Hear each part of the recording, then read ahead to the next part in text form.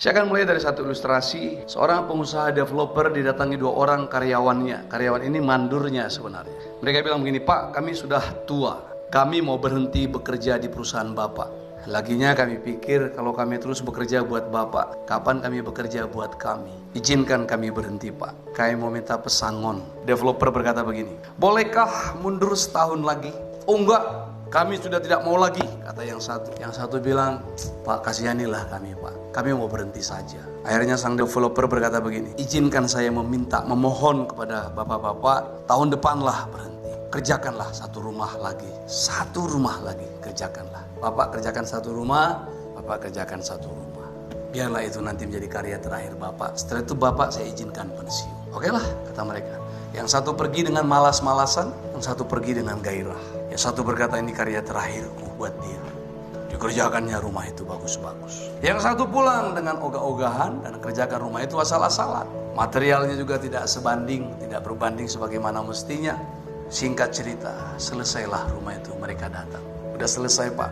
"Baik, kami izin, Pak, dari Bapak. Kami sudah ikuti kemauan Bapak." Datang developer, "Baik, Pak, inilah kunci rumah Bapak. Rumah itu buat Bapak. Inilah kunci rumah buat Bapak. Rumah itu buat Bapak. Itu sebabnya saya suruh Bapak kerja setahun lagi. Saya modali dan mengerjakan rumah buat Bapak. Itulah hadiah buat Bapak." Kira-kira ada yang menyesal dalam hal ini? Yang datang dengan ogah-ogahan, malas, pergi dengan asal-asalan, membangun dengan asal-asalan, bersungut-sungut, menggerutu, selalu menganggap pemimpin tidak baik, tidak adil dan lain, akan mendapat sesuai dengan gerutuannya. Tapi si bapak dengan attitude-nya yang baik dan pulang dan mendapat rumah yang bagus yang dia karyakan. Saudara dengar baik-baik, apa yang kita kerjakan sekarang sebenarnya untuk kita. Hidup kita sebenarnya kita sendiri yang membangun. Seringkali kita tidak menyadari siapa dan apa status kita di hadapan Allah. Itulah yang mengakibatkan cara pikir dan sikap hidup kita menjadi asal-asalan.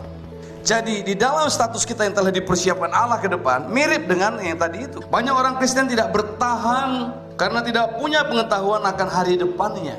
Gak ngerti akan hari depan ini gimana. Apa yang ditetapkan Tuhan pada mereka pada masa depan. Akan rencana agung Allah yang hebat bagi dirinya.